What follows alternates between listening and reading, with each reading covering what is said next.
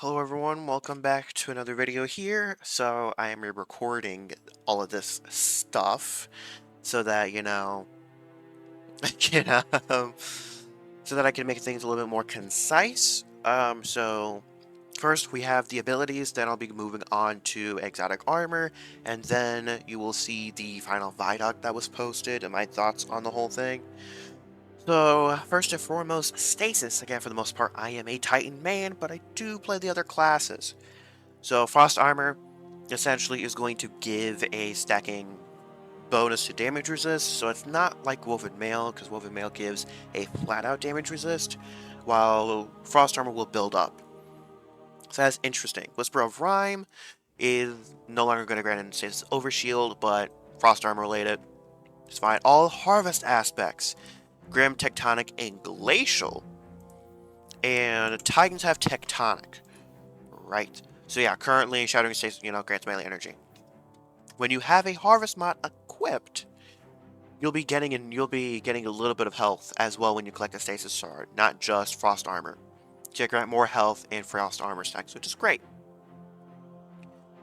They also now have a standardized cooldown on a large number of shards that are created very quickly. And Tectonic now creates a stasis shard when shattering a frozen target in addition to shattering stasis crystals, which is interesting. Renewal Grasps is getting changed in Baldur's Reavers, but I'm not really going to go into those. Whisper of Chill is a new stasis fragment that will final blows have a chance to create a stasis shard. Also, Wicked Implement, which is an exotic scout rifle from Season of the Deep, that, with its landing precision hits, will release stasis shards that track to you. So that's interesting. Whisper of Chains no longer grants passive damage resist when near a stasis crystal. Instead, it will grant a stasis shard when defeating a target while you have one or more stacks of frost armor. Whisper of Fractures no longer increase melee energy when surrounded, now grants frost armor when you shatter any frozen target with a melee attack. Then Whisper of Torment, grenade energy gains are no longer depend on your current health value. Essentially, what they're saying is, you taking damage is going to give you that grenade energy, and they're buffing the amount of grenade energy that you get. Now, Whisper of Reversal, lay out Frost Armor, dealing or receiving physical melee damage slows your victim or attacker. That might be insane, especially for Shiver Strike specifically on Titan, because I believe that is considered to be a physical attack. Now, shatter damage, they're increasing it from 200 to 400. This does not include Whisper of Fissures. Yeah, Whisper of Fissures, this does not include Whisper of Fissures. This only considers it at base, so do keep that in mind. Now for Warlock, Ice Flare Bolts, your stasis turret, increasing its Seekers from 5 to 7, meaning you'll probably be able to spam that shit way more. Hunter, Winter Shroud, which I don't use, which slows targets when you dodge in your roam. You're gonna gain damage reduction when you activate it, so that's nice, I guess. Touch of Winter is grenade buffing stuff. That's kind of up to your local hunter to kind of discuss that, Silence and Squall is interesting. They're increasing the Squall maximum travel speed a little bit, and it now slows down when any target is within its AoE to reduce instances where it overshoots its target. Increased damage and slow tick rate versus PvE commands by 40%, bringing its freeze time from 0.8 seconds to about 0.5 seconds. It's kind of crazy. And then Titan. Titan Sugar Strike is getting a little bit of a buff, getting a little bit better tracking. I don't think it's going to help it at all. I think it's really going to come down to the fragments. Shiver Strike needs way more damage. Glacier Quake now automatically begins when sprinting when the player throttles forward. It's more of a quality of life change. It's not going to make me use the super. Cryoclasm was just a sliding thing. Sprint time requirement has been removed. Cryoclasm now goes on a 4-second cooldown after one extended slide. Now the huge one is Diamond Lance. Diamond Lance is getting its detonation radius buffed by quite a bit. Its slam detonation buffed quite a bit for its PvE combatants. Now, Diamond Lances can shatter stasis crystals, which gives Stasis Titan a little bit of range to work with. Reduce Diamond Lance interaction pickup time, which is great, and almost a little bit more than tripling the distance that you can pick it up at, because sometimes it's honestly quite finicky to pick up Stasis Crystal sometimes. Alright, back. So now Well and Bubble changes. Well now grants a Radiant when players exit the area. They're reducing, so you basically won't be invincible in Well anymore. It's going to be one of those panic supers like, hey, heal everybody, then kind of leave with that damage bonus. Now we're reducing the healing by half, matching restoration times 2. Increase the heal on cast from 40 to 300. I'm assuming you can just get max health. Reduced damage resistance versus non-boss commands from 40 to 20. Reduce damage from bosses from 40% to 10%. Against players, it's unchanged. Increase maximum orbs when defeating targets, or from 4 to 5. This is actually going to help Phoenix Protocol a little bit. So yeah. Major nerfs to Well there. Well is definitely going to be a panic super, which I'm happy Warlocks can move on to other things while, everybody else can kind of start what we're with. Now, Bubble is getting the Armor of Light removed. It's getting applied to Helmet Save 14 now. I disagree with any YouTuber that says that Helmet Save 14 is useless. I only use Bubble when I am using Helmet Save 14. Like, I do not use Bubble without Helmet Save 14. I don't. It's extremely good if you do not have a Warlock, which happens every so often. So it's very helpful. I don't get YouTubers that saying, oh, Helmet Save 14 is not really useful with Bubble, and it's like, well, actually it is, and if enemies come in your bubble while you're rezzing, they're blinded so they don't interrupt your rezzing. Or accidentally kill you. It's actually very, very good. So I don't get people's working thing with Helmet Save 14. I like it. I only use it. But they removed the Armor of Light Overshield, so you can't stack it with Bastion in PvP anymore, or even in PvE. It's basically going to be just a regular ass Overshield. I would assume it's stronger. Armor of Light now grants additional damage resistance to players inside the Ward of Dawn, 30% versus enemy players, 60% versus enemy combatants. Okay. Allies near the Ward of Dome now have Void Overshield triggered over time, similar to the volume behind a Bastion barricade. I hope Helm gets a little bit of something else, because that was the main reason why I used Helm, was for that overshield outside of the bubble, because you can't shoot inside of it, from inside of it. Allies near the Ward of Dawn. Well, hold on. How did I go back? I pressed a thing on my mouse, apparently. So, let's go back down to Bubble. Now, no longer provides Weapon of Light by default. The behavior have been moved to the benefits of Helmet Save 14, which is interesting. The Ward of Dawn caster can now generate additional orbs of power by defeating enemies with melee attacks in or near Ward of Dawn Dome. So this is honestly going to probably make Shield Throw the go-to for... Probably going to make the Shield Throw the go-to for Bubble now, to get those melee attacks. Alright, that's fine. Arc. Hunter's melee stuff, this is mostly affecting your, might affect your Life's Handshake or Silent Scowl. There's all of that for y'all. I don't use Arc Hunter at all. I only use Void, Solar, and sometimes Stasis. For Warlock, I don't... So, this is something else. Whenever I am on Arc Warlock, I always use Bolt Lightning. I do not use anything else. Interestingly enough, I've already watched Dado's and Aztecross videos on it specifically. It's funny, because Aztecross saying doesn't know anyone else that doesn't use Ball Lightning, and Dado was like, I don't know anyone that uses Ball Lightning, but I see everyone using Chain Lightning. I don't notice either. I see a mixture, but I definitely use Ball Lightning myself. It's getting its arming shape buffed a little bit. It's mostly a non-buff, so like so minute. Lightning Surge is getting damage resist, so that's great. That's affecting Prismatic mostly. Chain Lightning is getting its base damage increase, which is great for it's getting doubled basically. Now Titan, Thunderclap, you'll be getting damage resist, and they're also buffing its maximum damage, and they're buffing its minimum damage as well, which is pretty good. And they're buffing it in PvP as well, so that even if you have damage resistance, it's going to one-shot you. So that's good for PvP. Knockout. Great for Titans. Increased bonus damage granted to powered melee attacks versus PvE commands from 25% to 50%. And no longer is going to give you melee health regen. It's no longer going to give you health regen. It's going to give you little chunks of health, depending on the combatant, which I prefer. I definitely prefer. Touch of Thunder is getting its travel speed buffed, increasing the storm's lifetime, whatever, with Touch of Thunder specifically. And then Lightning Nade. I legitimately don't know any Titans that use Lightning Grenade. I don't.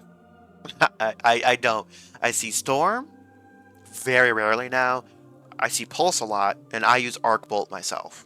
And obviously Blinding Flashbang Grenades. Arc Grenade, Storm Grenade damage is being increased. Touch of Thunder's variance damage is unchanged. Skip Grenade is getting its increased damage. Arc Bolt is getting its damage increased. I use it to apply Jolt, though. I don't use it to necessarily kill an enemy, but I use it as sort of like kill everything in that space type of deal. Arc Fragments, Spark of Recharge. Ability regeneration bonus now persists until the player returns to full shields rather than deactivating as soon as shields begin to recharge. Spark of Beacons. When you're amplified special ammo weapons blind targets, they're adding it to power weapons, which is interesting. Spark of Frequency, I don't care. Solar, I use the Hunter Knife that throws out a bunch. I don't use Lightweight Knife or any of the other knives necessarily. Knock him down, I don't remember if I used this, so there's that.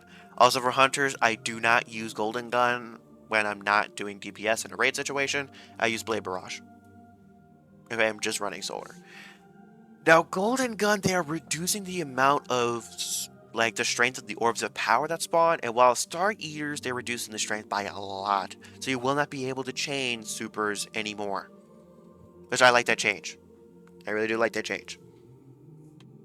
It's interesting how they're kind of targeting specific exotic with ability interactions. I'm kind of surprised they're able to do that on this scale. Now, for Titans. For Titans, Consecration. Consecrations can now shatter stasis crystals, which is great. Ignitions generated by Consecration now deal 20% additional damage to PvE. They also let Consecration attack like flying enemies that are floating on the ground, which is great. And it increased, fixed an issue where Consecration's intended PvE damage resistance was not being applied, which is interesting. Consecrate a little bit of a buff. I have to see, you know, it makes Roaring Flames a little bit less required for that damage, so that's nice. They're also sort of changing how Hammer Assault works. I'm gonna have to see this in game, but it looks like they're buffing Hammer Assault's damage when Assault Invictus is not equipped, and mostly keeping Assault Invictus when it's equipped as kind of like the same.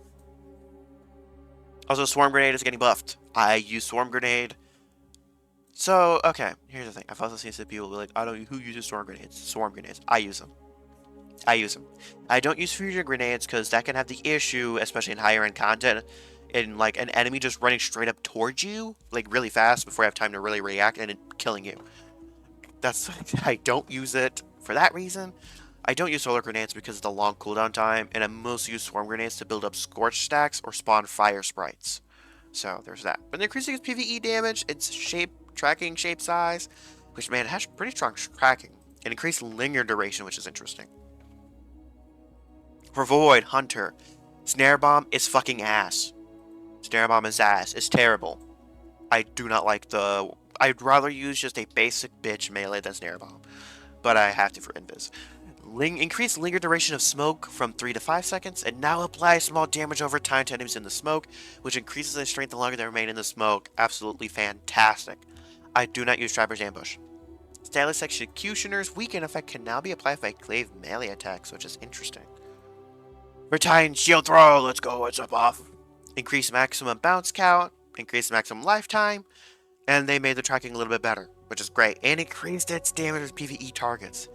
This probably affects the roaming super as well, Sentinel Shield, because of the Shield Throw, which means Doomfang Pauldrons might legitimately be absolutely cooking. They actually be kind of insane.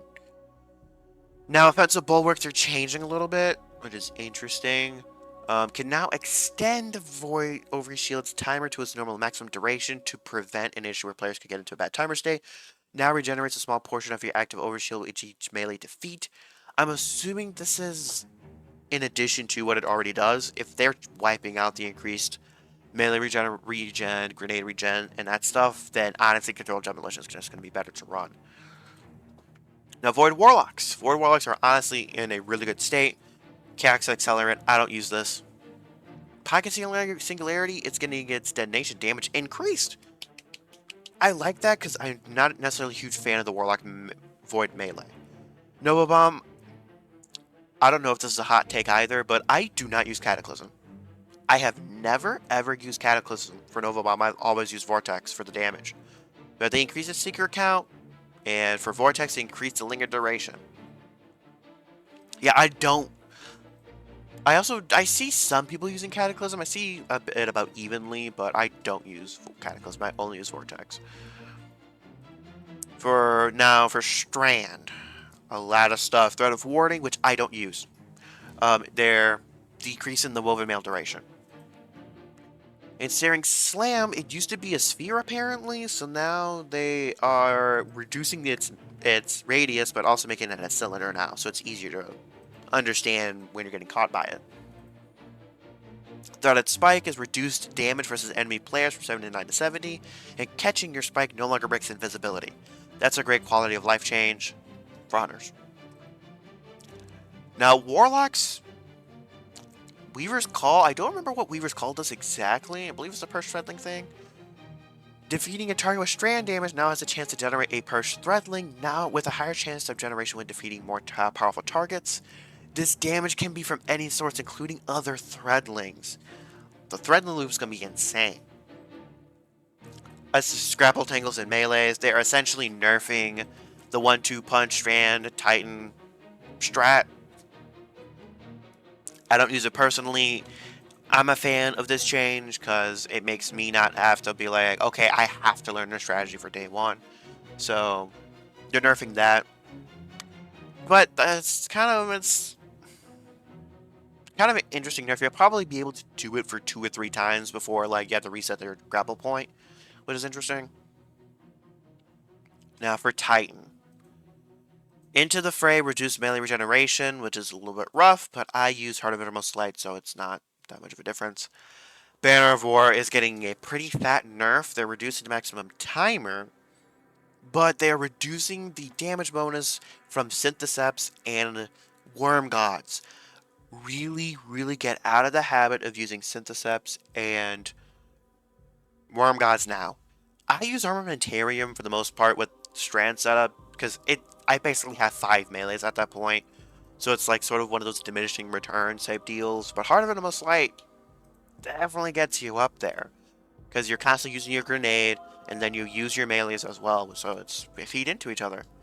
And Frenzy Blade, reduce the forward offset melee lunge from target point from 0.4 to 0.18. So you're not going to like whiff past them as far for the follow-up. That's it for abilities. A lot of interesting notes. Now, Final Shape Armor was kind of terrible. For Hunter, a lot of this stuff I never use. I never use these. And Star Eaters, they're increasing the power Orb of Power from granting max benefits from 4 to 6. And reduce the increased super energy gain per Orb of Power when the Golden Gun is equipped from 2% down to 0.5%, which is damn.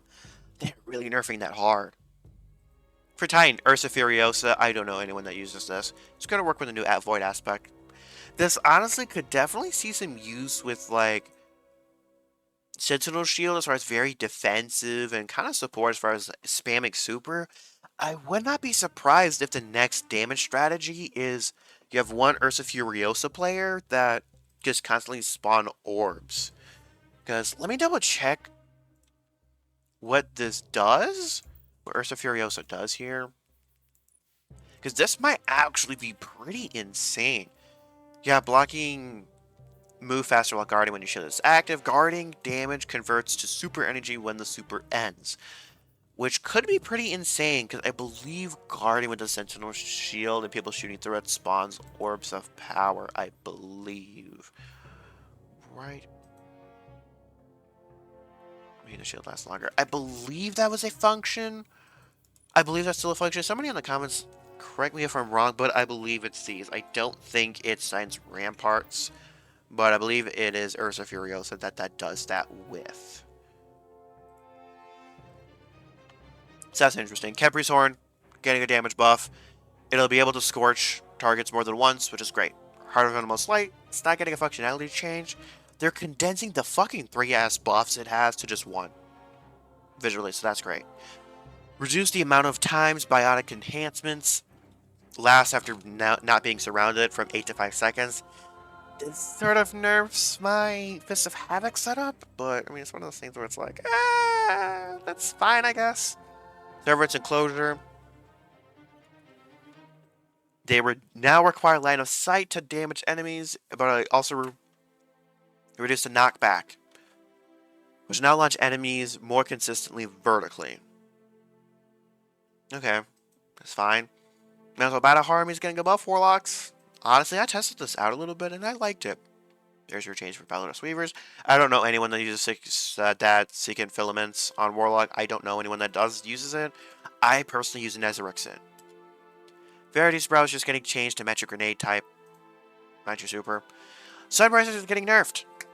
I'm glad this is getting nerfed too. This affects me with... I do not like doing content with Sunbracer Warlocks, honestly. Just specifically because I can't get the buffs that I need to proc on enemies with Sunbracer's people. But they're essentially reducing the max grenades from 5 to 4. It's not that big of a deal. When multiple Warlocks are using Cenotaph, they're no longer going to drop more ammo.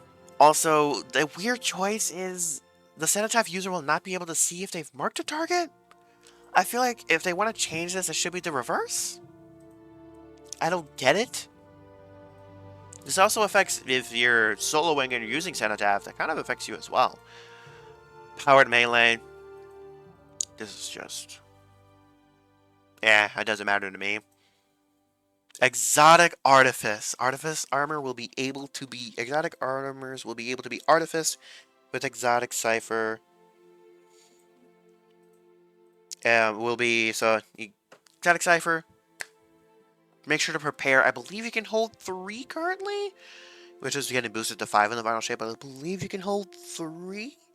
So, yeah, keep that in mind. And ammo finders. Essentially, the rundown of ammo finders is, hey, they're when you die, currently in the game, when you die, it resets your ammo finder progress. So now they're changing it to where when you die, does it reset that ammo finder progress? That being said, they're increasing the number of kills to proc ammo finder by 20%. Also, this won't really affect solo players since you die when you die. You know, it'll require the same amount of kills as now when you're solo, but it's increased when you're in a fire team. So when you're solo, you don't have anyone to resurrect you, so they were like, yeah, we don't need to increase the amount of kills. Raid armor mods will no longer cost mat energy. This makes raid armor a lot more useful than it is, because taking up those energy slots is way too crucial. So, those are exotic armors. Now, the TWAB. I'm going to skipping a lot of this. This first Vidoc was kind of a nothing burger. You're just talking about the environment. And y'all will be seeing the second one after I go through this TWAB. There's a cutscene. I'm not going to show it here, just in case you haven't seen it, but yeah, there's that. Now, those are the emblems for watching on Twitch. I will be streaming here on YouTube. So, unfortunately, no emblems with me, but I will be day 1 rating. Again, I will start streaming June 7th at 12 o'clock p.m. Eastern Standard Time. It is 1 hour before the raid actually launches. I'll just be chilling in orbit, making sure to get the team together. So, all of that will be set up for y'all, and, you know, all that will be solid. We will be having a fun time. We'll be streaming until I complete it. That's just how it's going to work. Definitely want to get the day 1 emblem. So, yeah, that'll be happening. And for these brave weapons, their drop rate has been doubled. So that's great. They'll be doubled. So that'll be nice for the peeps out there. I already covered armor. Now, Pathfinder, we're going to have to see in person. They aren't particularly descriptive about things. It's a lot of fluff, in my opinion. It's essentially, hey, you have objectives to complete to get loot. That's it. It is replacing bounties. So after this season, there will be no more bounties, so there will be no more bounty prepping. Also, there will be this will also affect vendors as well. So all your vendors and stuff, it'll essentially be moved to this screen essentially. Now, I can't tell if you get rank XP for this, for them, but at least for her final shape, you'll be getting all of this lovely loot for completing the Pathfinder, at least in relation to the Pale Heart. Which is pretty good. And those are your rewards for the ritual playlisting. It doesn't really matter to me personally. Also, quest tabs, you essentially will be able to set a particular tab as your default when you open it up. Which, in my opinion, is absolutely fantastic. He's been working on old quests, and I'm working on a lot of quests. Like, if I'm working on a lot of quests, I would rather flip to that tab rather than having to track all of them. And also, keep in mind, legendary shards are going away this season, so use them up. If you got them, like, buy raid banners, honestly. Raid banners are probably going to be the best worth that you'll get out of them. Other than that, just buy Ascendant shards and materials for Ascendant shards, honestly. Two extra bosses, which I'm not going to cover. This art is pretty damn cool. Shoutouts to Gabriel Flauzino. Pretty damn cool. Just some Trevor stuff, which I'm not going to go over. And another collab here. And most importantly, two important things. First off, error codes. You want to turn off your friend and clan requests. And setting your fire team invites to friends only. Or whatever, you like. Now, final shape. Get all of your stuff done on June 2nd. Because on June 3rd, at 9 a.m. Pacific, which is on Monday, they're shutting off the game for full 24 hours. Do keep that in mind. Unfortunately, I won't actually be able to play at all on June 4th because I work. So in my time, reset happens at 1 o'clock. I'd actually have to get dressed for work at 1 o'clock so that my boss can come and get me and take me to work, which I work 2 to 10 that day. However, again, I will be dropping a lot of videos that Wednesday. Like, it'll be campaign sections. Probably about 2 missions per episode. Really, per video, probably 2 missions per video. And, however, after that, if y'all want to see what I'm up to, let me know in the comments below. I might stream it if y'all want me to. If not, if I would just like, hey, just make videos on them to shorten them up. Great. Just let me know what y'all prefer in the comments below. Quite a time. Now, I will also be off that Thursday, Friday, Saturday, and Sunday. The Friday and that Saturday, I will be day 1 raiding. That Thursday, I will mostly be prepping. If I do decide, if y'all would like me to stream stuff, the stream will be stopping at 6 o'clock, so that, at least my time, so that, can eat dinner, spend some, time or whatever, then sleep, and make sure I'm well rested for the day 1 raid. So, there's all of that.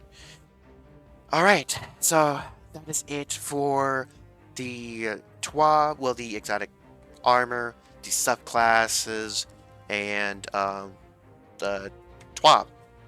And for next Friday, do expect to see a video on just condensing all of the information. It will be literally like a blast through. Here, this is the important changes. Any of the minute shit, I'm not going to cover. So, do keep that in mind. As on that note, I'm going to pass you over to good old Vidoc Me.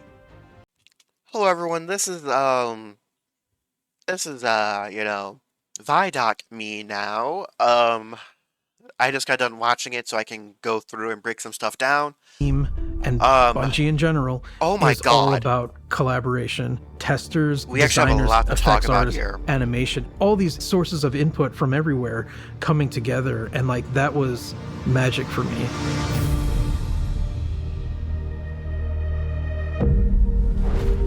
Hand cannons, I'm assuming that's a sidearm. The final shape, it felt a little like a love letter at times. We really thought about bringing that forward to the weapons. I'm gonna skip Kvostov's section because I don't care about Kvostov. It's the first gun you get. There has to be the narrative. I don't really care about Kvostov. It is the whole thing of when you This felt shoot like the 7 right place for bullets, it increases its damage. Cade for has this every ricochet. iconic hand cannon that in a lot of ways has become a symbol. We took Ace of Spades and we went, where's the rest of the deck of cards? We had this really cool opportunity to theme all the Paleheart weapons after different suits. It has Which is this cool. two-tone feel to it. The opposite side of the gun is the inverse of that machine idea. gun, that's a shotgun. They look freaking awesome. Yeah, It fusion also has rifle. like these fantasies of characters that have We're getting a sword, which is interesting.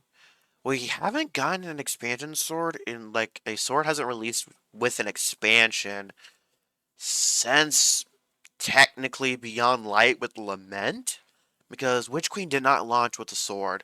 Lightfall did not launch with a sword, and honestly, Beyond Light did not release with a sword outside of Lament.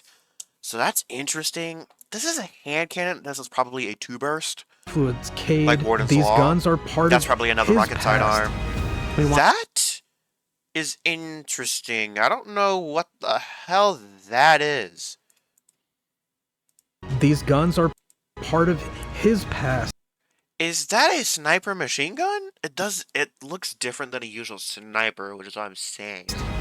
We wanted kinda looks like something Izanagi's. that you can't do with any of your other weapons, and we came up with no hesitation. It shoots these Fusion harmonic arc. bullets that, if you're targeting an enemy, it'll hurt them and burn them. But if you're shooting an ally, it'll heal them. I love this thing. Oh, I'm so glad. Yes, that's an We had to auto build rifle. a lot of the language, and with the new cool little Guardian It's just health bar, Illumina, basically. you can see that. The healing As an effect on origin it is trait. very strong. For a while, we were calling it the Just Don't Die gun. It has its own little energy bar, like the glaive does, and that energy bar is charged by any damage whatsoever. It's like, we know what we did. Since you are returning to the Traveler, we wanted to focus on bringing new supers to the light subclasses. For Song of Flame, we wanted to plus up Radiance from Warlocks? Destiny 1 and have it be combat focused. I didn't play If you Warlock at remember, all Radiance for from D1 D1 when I did it. has fire wings. We kind of ate that visual space with Dawnblade, where you've got these like awesome flame wings. In a split second, make if PvP a player players sees a panic. character solar with wings, they're going to see that it's Dawnblade. We had to come up with something different. Zach, our VFX artist, came up with the idea of this halo around you, like a medieval painting.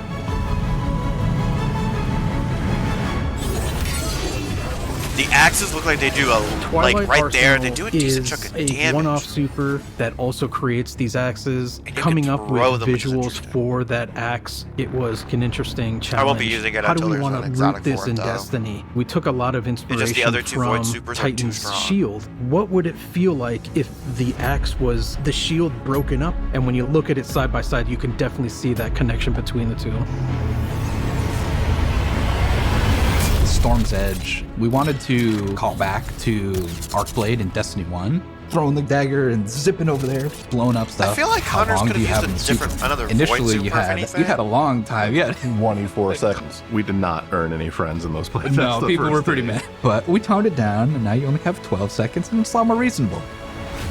We found a problem where when I grapple and then you cast Blink Dagger out of it, I fall to the floor, right? Whereas if I'm in midair and I Blink Dagger, I should be held in midair, right? And it sucks. So I want to fix it.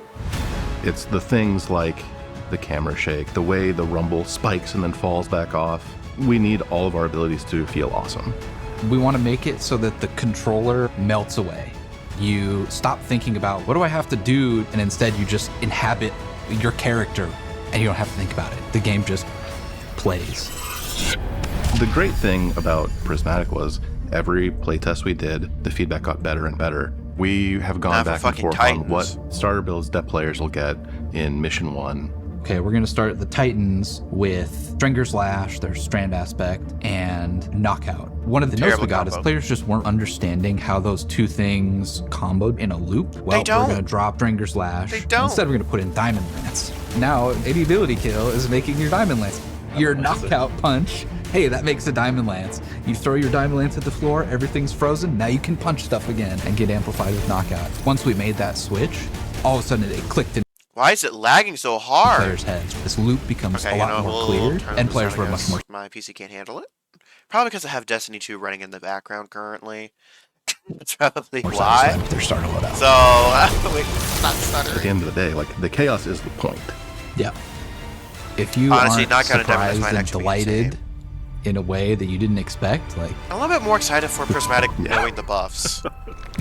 That like things like Consecration has received. This strike is probably one of the coolest strikes that we've ever released. I can't express how major this is. They have never ever, at least as far as I remember, have ever like told us that we're like a specific strike. I'm assuming that this is probably going to be the only strike we're getting, which is going to suck. But oh my I god. started my Destiny journey playing strikes. I really wanted to push the expectations of what a strike could potentially be.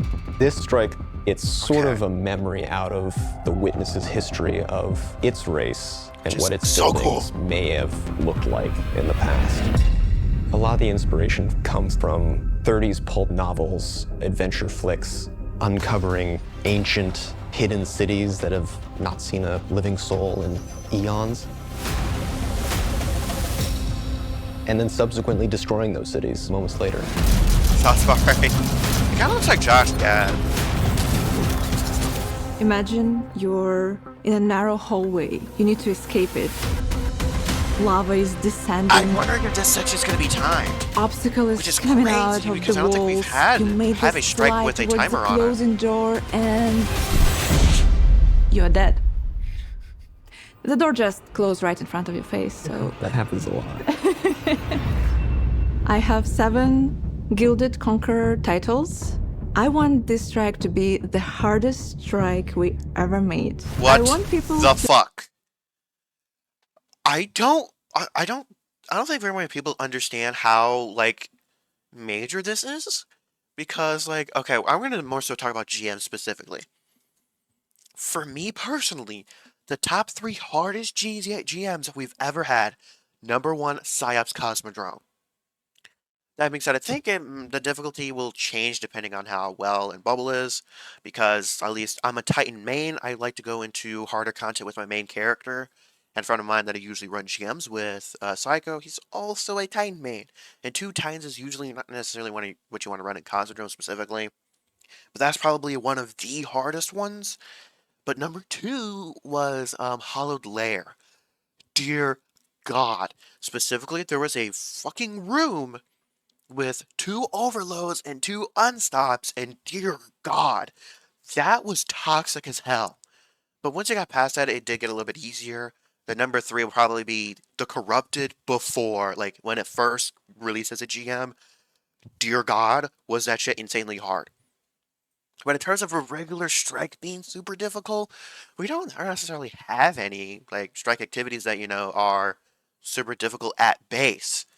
to scream and cry over this strike Didn't want this to be toxic. and just say, how do I complete this strike on Grandmaster difficulty? And I'll be like, yes.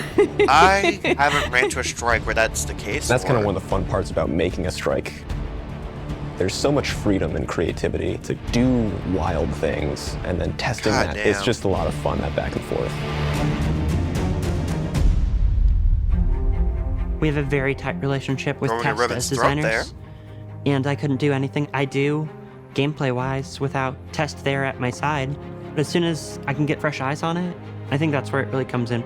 We ran a lot of play tests, and every time I would invite people, I'm like, this is final play test, but it's never final. We just can't stop.